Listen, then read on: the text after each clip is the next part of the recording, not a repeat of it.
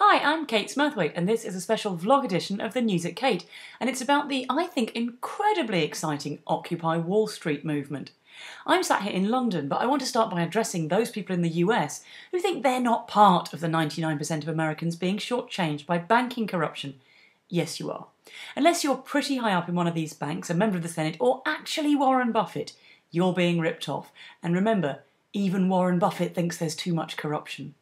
Now, last week, 700 protesters were arrested on Brooklyn Bridge. What for? Disturbing the peace? Actually, they were trying to disturb both of the unnecessary, mega-expensive, illegal wars. Now, apparently the main charge against the protesters has been disorderly conduct, so it seems the US authorities want to make it clear that it's fine to occupy places, but you've got to do it in an orderly way, you know, with uniforms and matching guns. Now, Paul J. Brown is the NYPD's chief spokesman. He made a point saying that those protesters who didn't go onto the bridge roadway but remained on the walkway were not arrested. Great point, Paul. Now, nor were those protesters who stayed home and protested by baking oven chips. And there were also no arrests among those who expressed their anger at corruption in the US government and banking sector by joining the police force and pepper spraying people for no reason.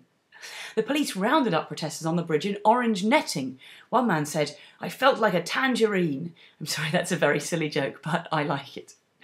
Many of the protesters complained they felt they'd been deliberately lured onto the roadway by police who appeared to be making sure the bridge was safe for them, but then arrested them. The police insisted that protesters had been warned that they should not go onto the roadway. Presumably it was in Section 148C, Part 6, Section 9, Clauses M to Q of the Brooklyn Bridge Amended Statutes 1984. You know, just after the bit about not watering your otters in the municipal fountain.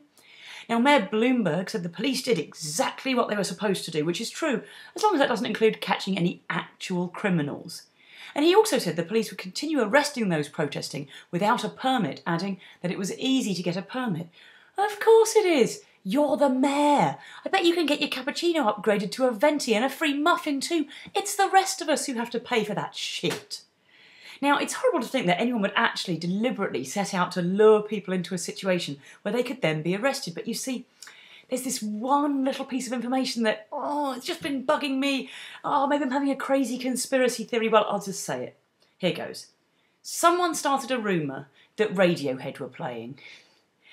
If we were to find out that the person who started that rumour was, say, involved with the police, the banks or the government, that would be mass entrapment, followed by moderate disappointment.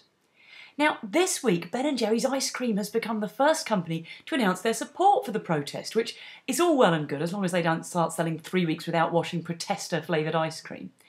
Their parent company, Unilever, says it's maintaining a neutral position. They're probably too busy to look at the details of the issues. They're doing something else, like, maybe helping their subsidiary Hindustan Lever to dump tons of highly toxic mercury waste in the densely populated tourist resort of Kodai Canal and the surrounding protected nature reserve of Pambar Shola in Tamil Nadu, southern India.